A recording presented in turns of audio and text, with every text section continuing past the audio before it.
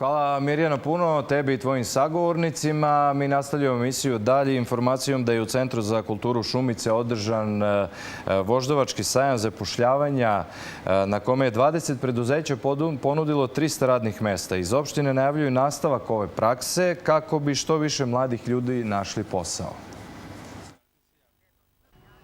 Poslu su mogli da se nadaju kuvari, poslastičari, bravari, prodavci, kuriri, knjigovođe i komercijalisti jer su to zanimanja koja se najviše traže. Na sajmu je najviše bilo mladih koji nisu krili optimizam. Očekujem da će biti poslova. Uglavnom ambiciozni smo, tražimo pa vidjet ćemo. Biće nešto. Očekujem da će biti zaposlenih ljudi. Čujem da je 200 radnih mesta otvoreno. Nadam se da će uspjeti, da će biti dosta zaposlenih ovaj put.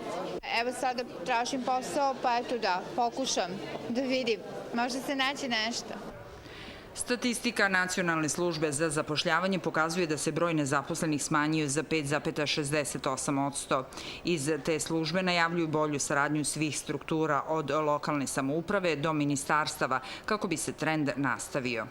I ceo sistem je dizajniran tako da obuhvata saradnju sa lokalnom samoupravom, naravno resornim ministarstvom i sa poslodavcima. Ja lično mislim da je dobitna kombinacija lokalna samouprava, poslodavci i nacionalna služba. Gradska uprava učestvuje u sličnim projektima jer pokušava da pomogne i građanima i lokalnoj samoupravi. Jedan od načina je otvaranje kancelarije za brze odgovore u privredi kako bi privrednici lakše poslovali, pravili profit i zapošljavali veći broj radnika. Grad Beograd ima cilj da ima što više ovakvih sajmova. Ove 300 radnih mesta, što je rekao predsjednik opštine, potrudit ćemo se i da ih prebacimo. Imamo 600 potencijalnih radnih mesta. Savet za zapošljavanje, inkubatori, agresivno zapošljavanje u privatnom sektoru. To smo obećali, to i radimo. Kancelarija za mlade i BG Praksa su akcije koje će se nastaviti kako bi se pomoglo pre svega mladim ljudima. Ovi sajmovi imaju jako puno značaja, pre svega pokazuju mogućnost mladima gde mogu da dođu i da vide koje su ponude, da vide šta oni mogu da urade i koliko mogu da očekuju od ovog grada i od Srbije uopšte.